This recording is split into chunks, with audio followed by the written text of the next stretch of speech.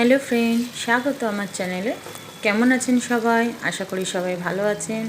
আমার চ্যানেলের আজকের রেসিপি সর্ষে পোস্ত দিয়ে ইলিশ। ইলিশটা আমি পুরোপুরি কাঁচা রান্না করব।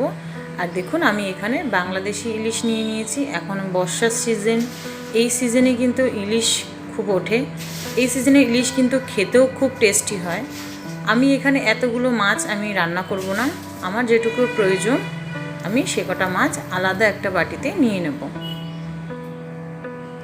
আমি এখানে 4 পিস মতো মাছ নিয়েছি। এর মধ্যে সামান্য নুন আর হলুদ দিয়ে একটু মাখিয়ে নেব।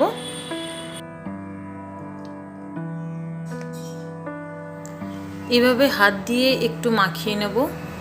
হাত দিয়ে মাখালে বন্ধুরা নুন আর হলুদটা কিন্তু পুরো মাছের গায়ে লেগে যায় ভালোভাবে।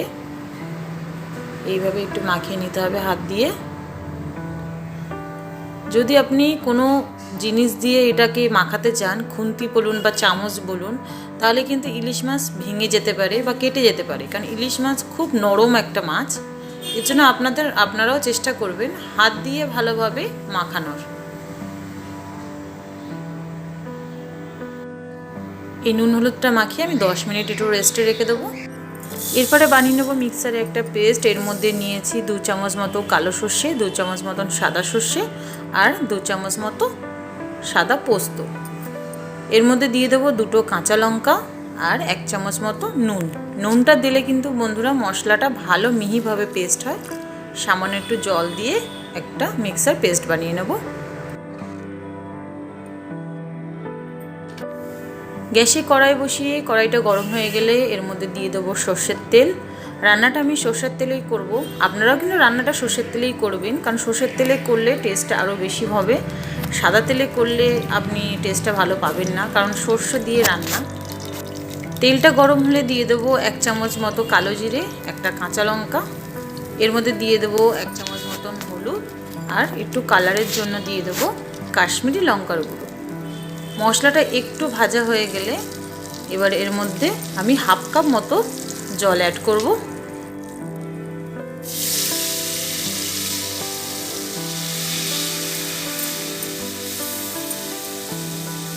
জল দিয়ে 2 মিনিট মতন ফুটতে দেবো, মশলাটা সফট হয়ে যাওয়া পর্যন্ত।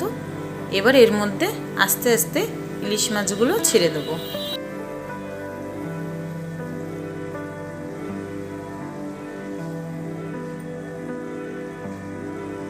ঘড়ি ধরে 1 মিনিট মতন এভাবে রাখার পরে এবার হালকা হাতে একটু উল্টে দেবো। এক পিঠটা দেখুন হালকা ভাজা হয়ে গেছে, আরেক পিঠটা ভাজার জন্য উল্টে দেবো হালকা হাতে। একদমই মাছগুলো যাতে না ভাঙে, খুবই সাবধানে করবেন বন্ধুরা। ইলিশ মাছ কিন্তু খুবই নরম। যেহেতু আমি এই মাছটা কাঁচা রান্না করছি, এর মধ্যে কিন্তু একটা জুসি এবং সফটনেসটা থাকবে। 2 মিনিট মতন আমরা এভাবে ফ্রাই করার পরে এবার আগে থেকে মিক্সারে পেস্ট করে রাখা মশলাটা দিয়ে দেবো। যদি আমার চ্যানেলে নতুন হয়ে থাকেন, আমার চ্যানেলটাকে সাবস্ক্রাইব করে বেল আইকনটা প্রেস করার অনুরোধ রইল বন্ধুরা, যাতে নতুন নতুন ভিডিও নোটিফিকেশান সবার আগে আপনাদের কাছে পৌঁছে যায়। আর আমার রেসিপিগুলো কিন্তু খুবই ইজি এবং সহজ পদ্ধতিতে আমি রান্নাটা দেখাই। আপনারা দেখলেই বুঝতে পারবেন, খেতেও কিন্তু খুব অসাধারণ হয়। মশলাটা ভালোভাবে মাছের সাথে মাখানো হয়ে গেলে ঢাকনা দিয়ে রেখে দেবো 5 মিনিট মতো। গ্যাসটা কিন্তু লো ফ্লেমে দিয়ে রেখে দিতে হবে। 5 মিনিট হয়ে গেলে ঢাকাটা একটু তুলে নিয়ে মাছটাকে আবার হালকা হাতে একটু উল্টিয়ে দেবো।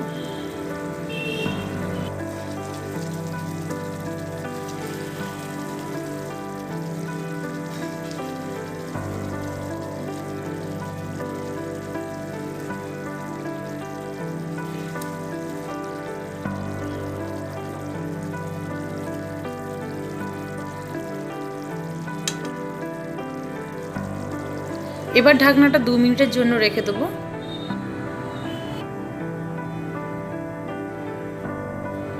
এভাবে রান্না করলে কিন্তু বন্ধুরা এই ইলিশ মাছের রেসিপিটা খুবই টেস্টি হয়। বড় থেকে বাচ্চা সবাই কিন্তু পছন্দ করবে। আপনি যদি এভাবে রান্না করেন, সবাই কিন্তু এই এক পদ দিয়েই ভাত খেয়ে উঠে যাবে। বাড়িতে অবশ্যই ট্রাই করবেন, আশা করি আপনাদের পছন্দ হবে। আর সিজনের ইলিশের তো কোনো কথাই হবে না। মাছের রাজা ইলিশ খুবই টেস্টি হয়।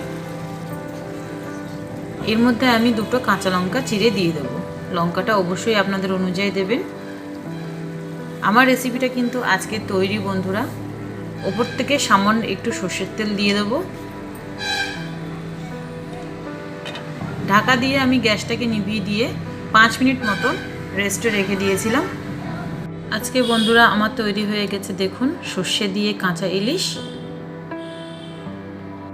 রান্নাটা তো দেখেই বুঝতে পারছেন খুবই ইজি রান্না, যে কেউ এই মাছটা রান্না করতে পারবেন আর খেতে হবে অসাধারণ। বাড়ির সবাই কিন্তু আপনার প্রশংসা করতে বাধ্য হবে যদি আপনি এইভাবে রেসিপিটা রান্না করেন। দেখা হবে বন্ধুরা নেক্সট ভিডিওতে।